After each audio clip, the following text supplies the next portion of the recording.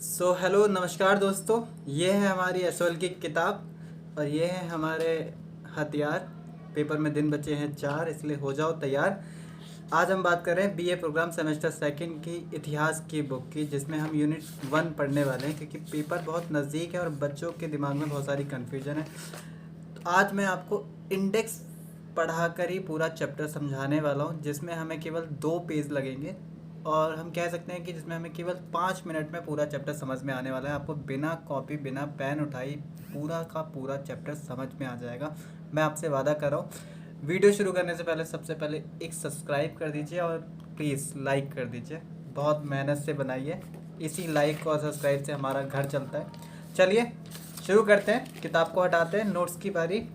Notes पे आते हैं।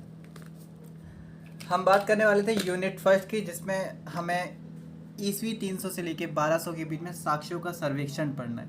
साक्ष्यों का सर्वेक्षण से मतलब है कि वो कौन से सोर्स हैं, वो कौन से स्रोत हैं जिनसे हम इतिहास की जानकारी का पता लगाते हैं। और हमें यहाँ पे भारत के इतिहास की बात करनी है। तो हमें इतिहास तो बहुत पुराना है भारत का, लेकिन हमें 1500 ईसा पूर्व का इतिहास नहीं पढ़ना, हमें 600 ईसा पूर्व का इतिहास नहीं पढ़ना।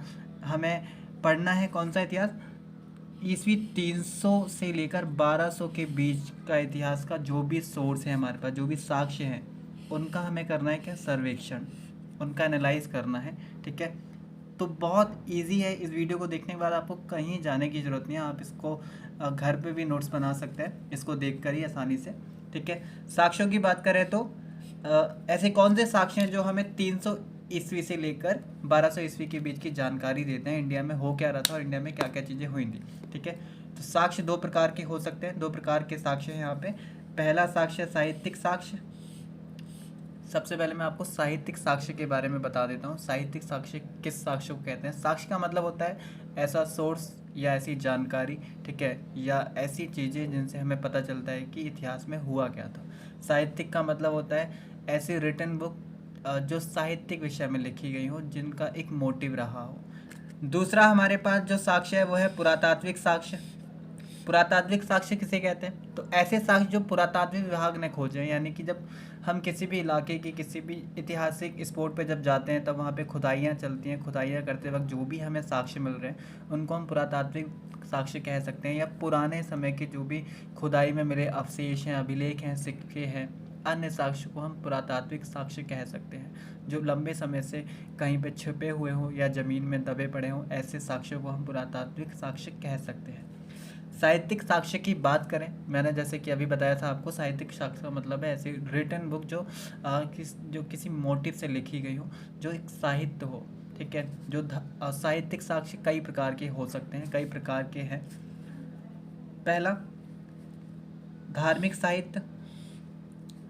तो धार्मिक साहित्य के बारे में मैं आपको बता देना चाहता हूँ, ये बहुत ईजी है। देखो, हमें कहीं जाने की ज़रूरत नहीं है, बहुत सोचने की ज़रूरत भी नहीं है, क्योंकि अगर आप धार्मिक साहित्य एक ऐसी किताब के बारे में पढ़ रहे हो जिसके आगे धर्म जुड़ा हो, तो उससे कोई भी समझ सकता है कि हम किसके बारे में, किस विषय में पढ़ना चाहते हैं, धर्म के विषय में। यानी कि ऐसे साहित्य जो धार्मिक साहित्य हैं, ऐसे साहित्य जो धर्म की जानकारी देते हैं। ठीक है, साहित्यिक साक्ष्य में धार्मिक साहित्य का मतलब है ऐसे साहित्य जो हमें धर्म की जानकारी देते हैं।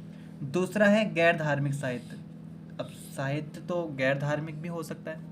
गैर धार्मिक का मतलब है जो धर्म से ना जुड़ा हो, जिसमें धर्म की बातें ना हो। तीसरा है विदेशी साहित्य।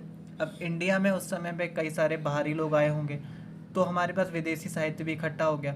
तो ये तीनों चीज़ें मिला के क्या देती है हमें? साहित्यिक साक्ष्य की एक पूरी की पूरी टोकरी देती है, जिससे हम इतिहास के बारे में जान सकते हैं। और हम जान सकते हैं कि 300 ईस्वी से 1200 ईस्वी के बीच में इंडिया में हुआ क्या था। इसके बाद हम पुरातात्विक साक्ष्य पे आएंगे। पुरातात्विक साक्ष्य क्या है? तो मैंने आपको पहले ही बता दिया था, जो बहुत लंबे समय से जो दबे रहते हैं या पुराने अवशेष जो ज़मीन में गड़े थे, जिनको पुरातात्विक विभाग द्वारा निकाला गया, खोजा गया, या पुरानी बिल्डिंग्स हो गई, इन सबको पुरातात्विक साक्ष्य कहा जाता है। और इसमें सबसे अहम क्या होता है? अभिलेख। अभिलेख के बारे में हम आगे पढ़ेंगे। वैसे मैं आपको बता दूं अभिलेख होता क्या है। अभिलेख उन चीज़ों को कहते हैं जो दीवारों पे लिखे होते हैं या किसी राजा द्वारा गुदवाए होते हैं, उन चीज़ों को अभिलेख कहा जाता है। ठीक है, सिक्के हो गए, राजाओं द्वारा चलाए गए सिक्के। जब खुदाई होती है या जब किसी स्पोर्ट को खोजा जाता है, तो उस समय के सिक्के भी हमें मिलते हैं। बहुत सारे मिलते हैं, बहुत कम भी मिल सकते हैं। तो उन सिक्कों से भी हम पता लगा सकते हैं कि वहाँ की इकॉनमी कैसी थी या वहाँ का समाज कैसा था, वहाँ पे मुद्रीकरण था या नहीं था, मुद्रा का उपयोग होता था या नहीं होता था, और सिक्के किस धातु के थे। अन्य पुरातात्विक अवशेष के अंदर आ जाता है बच्चों, अगर आप अन्य पुरातात्विक अवशेष की बात करते हैं तो इसमें आ जाती हैं आपकी इमारतें, आपके मृत भांड, आपकी जितनी भी मूर्तियां हैं, ये सारी चीज़ें आ जाती हैं। अब हम डीपली पढ़ेंगे धार्मिक साहित्य के अंदर चीज़ें होती क्या हैं। यहाँ तक हमने पढ़ लिया था कि साक्ष्य दो टाइप के हैं यहाँ पे, साहित्यिक साक्ष्य, पुरातात्विक साक्ष्य। साहित्यिक साक्ष्य जो हैं वो 3 प्रकार के हैं, धार्मिक साहित्य, गैर धार्मिक साहित्य, विदेशी साहित्य। पुरातात्विक साक्ष्य जो है वो है अभिलेख, सिक्के, अन्य पुरातात्विक अवशेष। ठीक है, यहाँ तक आपको कोई कन्फ्यूज़न नहीं होगी। अगर कोई कन्फ्यूज़न होती है तो आप कमेंट बॉक्स में पूछ सकते हैं। अब हम डीपली पढ़ेंगे धार्मिक साहित्य का मतलब क्या है और ये इसमें कौन कौन सी चीज़ें आती थी। तो अभी हमने जस्ट पढ़ा कि धार्मिक साहित्य का मतलब क्या होता है। धार्मिक साहित्य का मतलब होता है बच्चा, कोई भी किताब जब धर्म के ऊपर लिखी जा रही है, धर्म विशेष के तौर पे लिखी जा रही है, तो ऐसी किताबों को धार्मिक साहित्य कहा जाता है। ठीक है, धर्म के रूप में कोई किताब लिखी जाए या किसी भगवान से जुड़ी कोई किताब लिखी जाए या किसी ऐसी किताब को हम धार्मिक साहित्य कह सकते हैं जो किसी भगवान के ऊपर लिखी गई है। ठीक है, और ऐसी बहुत सारी किताबों को आप पहले से ही जानते हैं। ठीक है, आप इतिहास से जुड़े हुए हैं। ठीक है, इतिहास बहुत बहुत टफ सब्जेक्ट नहीं है। अगर आप इतिहास को पढ़ेंगे तो इतिहास समझ में आने लगेगा। धार्मिक साहित्य की बात मैं कर रहा हूँ आपके सामने, तो सबसे पहले हम पुराण को ले लेंगे। अब पुराण से तो आप सभी परिचित हैं। ठीक है, बहुत सारे पुराण हैंगे, शिव पुराण है, विष्णु पुराण है, जो हमें भगवान के विषय में जानकारी देते हैं। ठीक है, कि भगवान के जन्म कैसे हुए, उनके अवतार कैसे हुए इस दुनिया में। ठीक है, ये हमें जानकारी देता है उस समय के धर्म के बारे में कि लोग कितने धार्मिक थे, कौन सा धर्म सबसे अच्छा था या कौन सा धर्म अच्छा नहीं था, या किस धर्म के लोग अनुयायी ज़्यादा थे, किस धर्म के अनुयायी कम थे। ठीक है, या लोग धर्म में किस तरह से विलीन थे। तो हम बात करें महाभारत की, तो महाभारत क्या है, एक विशाल ग्रंथ है जो उस समय के हमें सामाजिक जीवन का पूरी तरह से क्या करता है, दर्पण दिखाता है कि समाज कैसा होता था, समाज में विवाह कैसे होते थे। ठीक है, शादियां कैसे होती थी, और पितृ सत्तात्मक सत्ता थी या नहीं थी। ठीक है ना, हमने इस कहानी में ये भी देखा है कि किस तरह से दो परिवारों की लड़ाई क्यों होती है, गद्दी के लिए लड़ाइयाँ होती है कौरव और पांडवों के बीच में, जिसमें आखिर में पांडवों की जीत होती है। ठीक है, जो हमें दिखाता है कि पितृ सत्तात्मक समाज था, यानी कि पिता के बाद संपत्ति में पूरी तरह से किसका अधिकार हो जाना है, पूरी तरह से पुत्रों का अधिकार हो जाना है। इसके बाद हमने ये भी देखा था कि वहाँ पे विवाह के नियम क्या थे, विवाह कैसे होता था, है ना। हम ये भी कह सकते हैं कि द्रौपदी के जिस प्रकार से 5 पति थे, तो द्रौपदी के 5 पति होने का मतलब ये हो सकता है कि वहाँ पे बहुपति प्रथा प्रचलित हो, यानी एक पत्नी के कई सारे पति होना। ठीक है, अब हम बात करते हैं नारद। ठीक है ना, तो ये भी एक ग्रंथ है जिसमें भगवान के विषय में पढ़ा जाता है। विष्णु पुराण है हमारे पास, जिसमें विष्णु के 10 अवतारों की बात की गई है। ठीक है, बृहस्पति, जिसमें भगवान बृहस्पति के अवतारों की बात की गई है। भागवत पुराण, जो आप लोग आजकल सुनते रहते हैं, जिसमें भागवत बताई जाती है, वो भी समाज का अवलोकन कराता है सीधा सीधा। ब्रह्मवैवर्त पुराण, ये भी एक पुराण है, इसके बारे में आप सर्च कर लेंगे।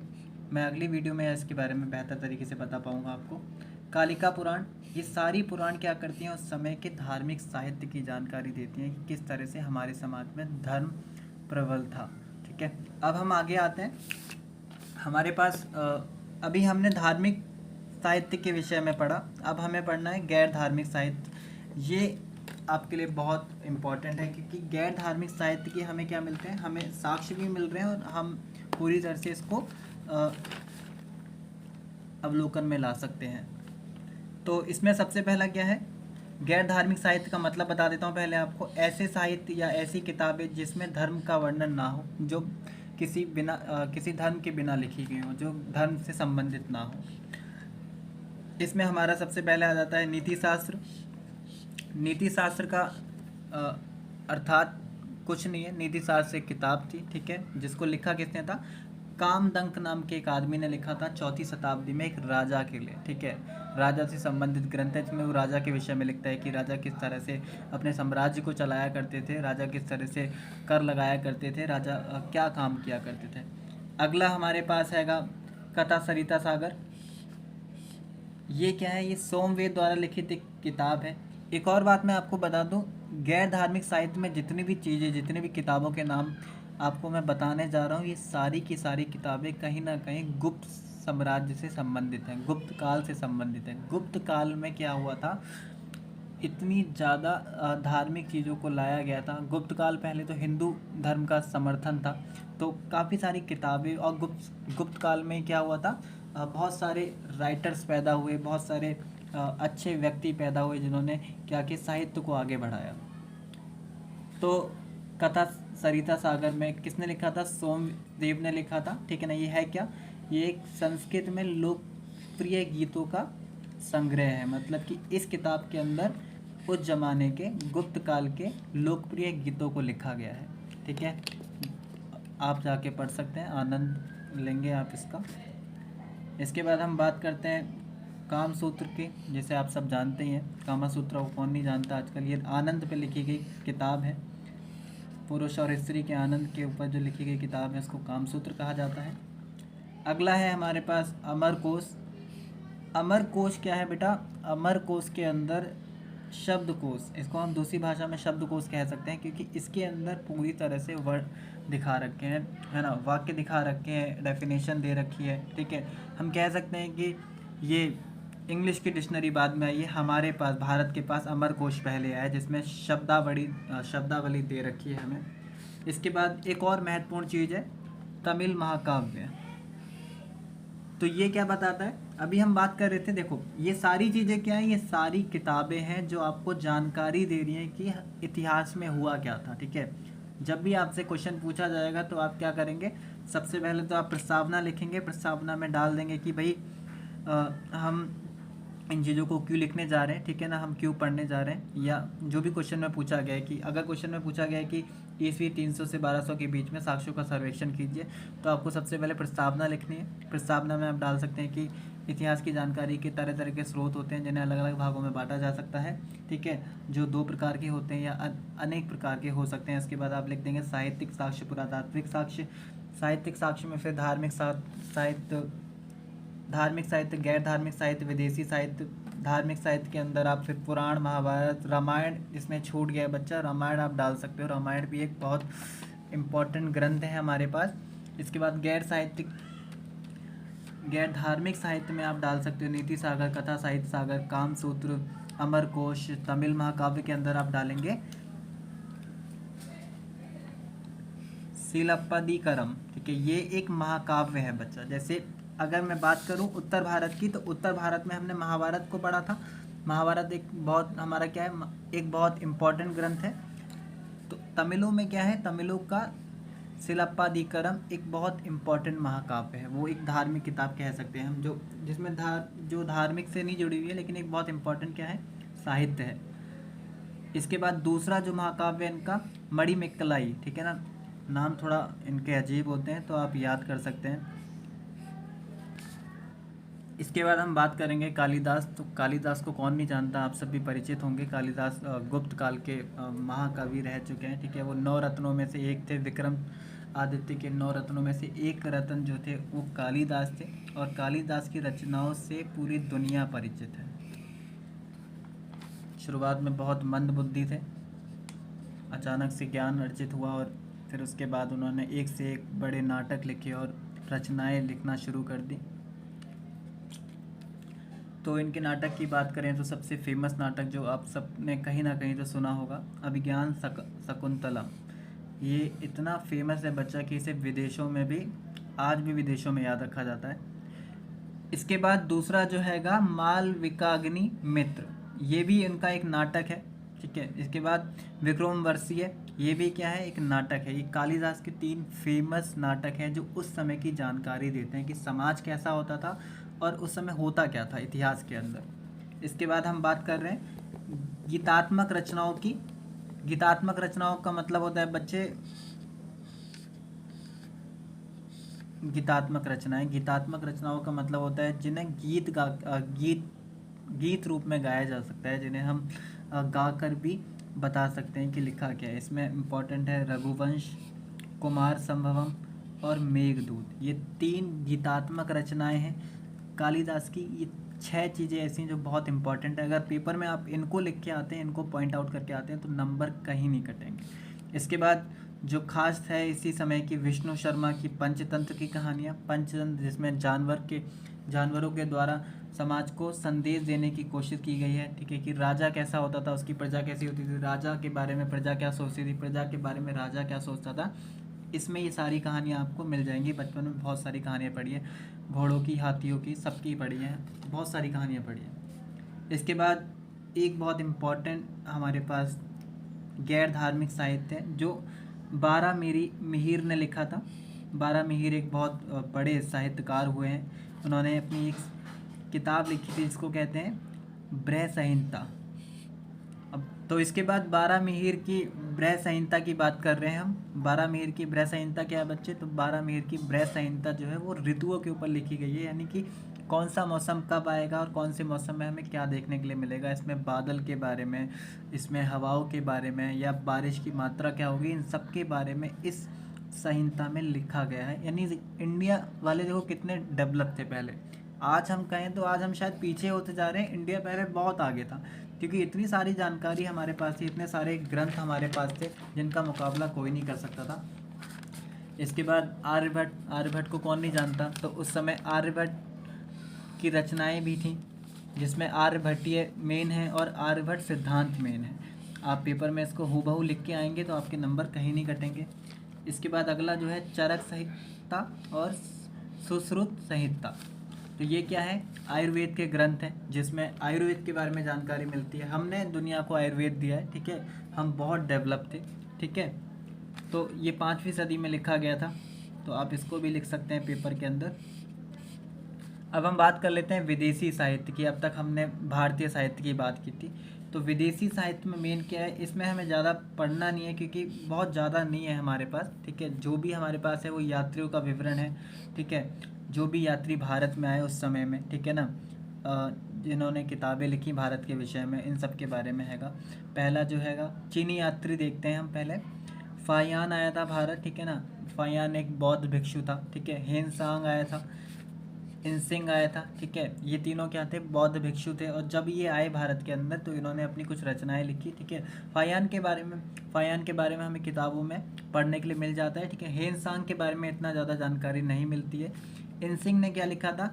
इनसिंग ने, अगर मैं आपको बताऊं एक लाइन में, तो इनसिंग ने भारत में आने वाले 56 बौद्ध भिक्षुओं के बारे में, 56 बौद्ध भिक्षुओं के बारे में इनसिंग ने अपनी किताब में लिखा था कि किस तरह से वो चीन से भारत आए और उन्होंने किस तरह से ज्ञान हासिल किया और वो वापस चीन जाके उन्होंने बौद्ध धर्म का प्रचार किया। ये इनसिंग लिखता है। तो उस समय के समाज के बारे में, उस समय के धर्म के बारे में, उस समय के क्या हो रहा है, कैसे हो रहा है, ये सारा हमें कौन जानकारी दे रहा है? इनसिंग दे रहा है, जो विदेशी साहित्य का एक बहुत बड़ा इम्पोर्टेंट बिंदु है।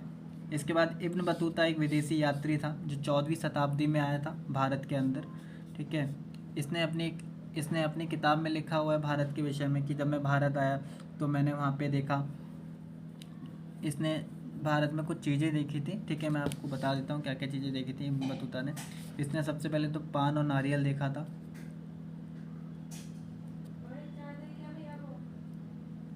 पान नारियल देख के इतना भावुक हो गया था, इसने पहली बार पान और नारियल देखा था। और इन नारियल के बारे में बताता है कि भारत में मैं जब गया था, ये इब्न बतूता बता रहा है आपको। इब्न बतूता बोल रहा है कि जब मैं भारत में गया तो मैंने एक ऐसा फल देखा जिसकी 2 आंखें होती हैं, एक नाक होती है। आपने देखा होगा नारियल के ऊपर 3 बिंदु होती हैं, तो इसको देख के एकदम प्रभावित सा हो गया था। दूसरा, इसने बोला कि भारत में पान का पत्ता बड़े चाव से खाया जाता है, उसके ऊपर चूना लगा के, कत्था लगा के, सुपारी लगा के। हम भारतवासी इसमें तो बहुत आगे ही हैं। इसके बाद इब्न बतूता बताता है भारतीय शहरों के बारे में। ये बताता है कि जब मैं भारत में गया था, तो 14वीं शताब्दी की बात कर रहा हूँ मैं आपसे। ये बोल रहा है कि जब मैं भारत में गया था तो मैंने देखा वहाँ पे किस तरह से लोग, मतलब शहर थे, 2 बड़े बड़े शहर थे। दोनों शहरों के नाम भी बताता है ये। एक का नाम दौलताबाद बताता है, दौलताबाद, और दूसरा था शाहजहानाबाद। बोलता है कि दोनों ही शहर बहुत बड़े थे, आबादी में भी और क्षेत्रफल की दृष्टि से भी, और दोनों ही शहर एक दूसरे को टक्कर देते थे। दोनों ही शहर रात में चकाचौंध हो जाते थे। बड़ा ही प्रभावित हुआ था ये देखकर। इसके बाद अल-बिरूनी है। अल-बिरूनी जो ये 11वीं सदी में भारत में आया था। तो ये हमें बताता है उस समय की 11वीं सदी की जानकारी देता है कि 11वीं सदी में होता क्या था। इसने एक किताब लिखी थी किताब उल हिंद, जिसको कहते हैं किताब उल हिंद। अगर आप किताबों के नाम लिख देंगे तो प्रोफेसर आपसे इम्प्रेस हो जाएगा और आपको अच्छे नंबर भी मिल सकते हैं। तो किताबों के नाम भी लिख सकते हैं आप। तो किताबुल हिंद लिखा। किताबुल हिंद में अल बिरूनी बताता है भारत के विषय में, जब मैं भारत गया था तो मैंने क्या क्या चीज़ें देखी थी। इस तरह से आप बता सकते हैं कि विदेशी साहित्य हमारा हो गया कंप्लीट, हमारा गैर धार्मिक साहित्य हो गया, हमारा साहित्यिक हो गया, धार्मिक साहित्य हो गया। तो हमने पूरी यूनिट को केवल 2 पन्नों में समझ लिया है, ठीक है। अब मैं यूनिट की बात करूं, किताब की बात करूं, तो किताब में देखो आगे है कि अगर मैं किताब की बात करूं तो पुरातात्विक साक्ष्य दे रखे हैं। पुरातात्विक साक्ष्य में आपको ज़्यादा कुछ नहीं करना है। पुरातात्विक साक्ष्यों में आपको अभिलेख के बारे में पढ़ना है कि अभिलेख क्या होते हैं, ठीक है। मैंने आपको बताया अभी कि अभिलेख किसे कहते हैं। कोई भी चीज़ जो हमें लिखित में मिली है, दीवारों पे, शिलालेखों पर, है ना, जो गुदवाई गई है, ठीक है ना, जो राजा द्वारा लिखवाई गई है, ठीक है। और राजा लिखवाते क्यों थे अभिलेख? या तो अपनी शक्ति का प्रदर्शन करवाने के लिए, या कोई जैसे अब एडवर्टाइजमेंट कराते हैं हम लोग, ठीक है। एडवर्टाइजमेंट कराने के लिए क्या करते हैं, प्रिंट में आजकल कागज़ आ गए हैं तो कागज़ पर एडवर्टाइजमेंट करा देते हैं। लेकिन उस समय कागज़ नहीं होते थे, उस समय ना स्लेट होती थी। तो क्या करते थे राजा लोग, दीवारों पे अक्षरों को गुदवाते थे उस मैसेज को, ठीक है। और इसी को क्या कहा गया था, अभिलेख कहा गया था। तो अभिलेख बहुत बड़ी मात्रा में हमें मिले हैं, हर काल के मिले हैं। गुप्त काल के भी अभिलेख मिले हैं, ठीक है। मौर्य काल के भी अभिलेख मिले हैं हमें, ठीक है। हर काल के हमें अभिलेख मिलते आ रहे हैं, जिन्हें देखकर हम उस समाज के बारे में जानकारी निकालते हैं। अगला जो है हमारा सिक्के। तो हर समाज से हमें सिक्के भी प्राप्त हुए हैं। गुप्त काल में सबसे ज़्यादा सोने के सिक्के प्राप्त हुए हैं, ठीक है ना। सोने के बहुत सारे सिक्के जलाए थे गुप्त काल में, ठीक है। और इसीलिए उसे गोल्डन एज भी बोला जाता है, या गुप्त काल को स्वर्णिम युग भी कहा जाता है। ये अगली यूनिट में हम पढ़ेंगे। अन्य पुरातात्विक साक्ष्य में जब हम किसी भी साम्राज्य को खोजने की कोशिश करते हैं, इतिहास में ढूंढने की कोशिश करते हैं, तो हमें उससे संबंधित मूर्तियाँ मिलती हैं, उससे संबंधित उसके बर्तन मिलते हैं। इन सब को पढ़ने के बाद आप अच्छे नंबर ला सकते हैं, ठीक है। ये हमारा हो गया कंप्लीट। अब इसके बाद मैं किताब की बात करूँ तो किताब में दे रखा है साक्ष्यों की सीमाएं क्या होती हैं, ठीक है। तो साक्ष्यों की सीमाओं का मतलब केवल इतना सा है बच्चे कि हम साक्ष्यों को, जो भी साक्ष्य हमने पढ़े, हम इनको कितना पढ़ सकते हैं, हम इनको कितना एनालाइज करके देख सकते हैं कि ये कितना हमारे काम के हैं, ठीक है। तो हमेशा याद रखना, जब साक्ष्यों की सीमाओं की बात कर रहे हैं तो हमें 3 चीज़ें याद रखनी पड़ेंगी, ठीक है। पहली चीज़ होगी, अगर मैं साक्ष्यों की सीमाओं की बात कर रहा हूँ तो सीमाएं क्या होंगी। तो देखिए, पहली बात तो जो भी हम साक्ष्य पढ़ रहे हैं उसका हमें देखना पड़ेगा, एनालाइज पूरी तरह से करना पड़ेगा कि ये लिखवाए किसके द्वारा है। अगर ये राजा के द्वारा लिखवाए जा रहे हैं, ठीक है, कोई भी साक्ष्य अगर राजा के द्वारा लिखवाया जा रहा है तो इसका मतलब क्या है, राजा के द्वारा लिखवाया जा रहा है तो उसमें राजा का दृष्टिकोण उचित होगा। कोई भी राजा अपने बारे में कभी भी गलत बातें नहीं लिखवाएगा, ठीक है। तो हमें ध्यान देना है कि अगर वो राजा द्वारा लिखवाया गया साक्ष्य है तो इसमें हमें सामाजिक दृष्टिकोण कम मिलेगा, ठीक है। दूसरा, कुछ जो साक्ष्य हैं वो कैसे मिले, वो टूटे मिले हैं हमें ना, टूटे मिले, वो पूरी मात्रा में नहीं मिले, ठीक है। तो हम उनके बारे में पूरी तरह से एनालाइज नहीं कर सकते, समाज के बारे में एनालाइज नहीं कर सकते, पता नहीं लगा सकते, है ना। जो भी हमें संपूर्ण मात्रा में मिले हैं उन्हीं के बारे में हम कह सकते हैं, ठीक है। तीसरा, कुछ मिले हैं पूरी मात्रा में मिले हैं, लेकिन वो कैसे हैं, अधूरे हैं या धुंधले हैं, ठीक है। अधूरे हैं और धुंधले हैं, ठीक है, जिन्हें हम समझ नहीं पाए हैं, ठीक है ना। अगला, अगर मैं बात करूं साक्ष्यों की सीमाओं की, तो कुछ मिल तो गए हैं लेकिन हमें लिपि नहीं पढ़ पाए हम उनकी, जैसे कि हड़प्पा की लिपि, ठीक है ना। लिपि को पढ़ ही नहीं पाए हैं हम लोग, ठीक है। लिपि रहस्यमय है। तो ये आपकी साक्ष्यों की सीमाएं हो गई, यानी कि आपको इन चारों पॉइंटों को पढ़कर ही साक्ष्यों की सीमाएं तय करनी है। यानी कि कुछ मिल तो गए हैं लेकिन वो रहस्यमय हैं, जिन्हें हम पढ़ नहीं पाए हैं, ठीक है। और कुछ मिले हैं तो वो पूरी मात्रा में नहीं मिले, और पूरी मात्रा में मिले हैं तो वो अधूरे हैं या धुंधले हैं, ठीक है। कुछ मिले हैं तो वो टूटे मिले हैं, ठीक है ना, जिनके बारे में हम कुछ भी नहीं कह सकते हैं, ठीक है। जिनके बारे में अधूरी स्टोरी लिख सकते हैं, लेकिन उस स्टोरी को पूरा करने के लिए हमें और भी साक्ष्यों की ज़रूरत पड़ी होगी।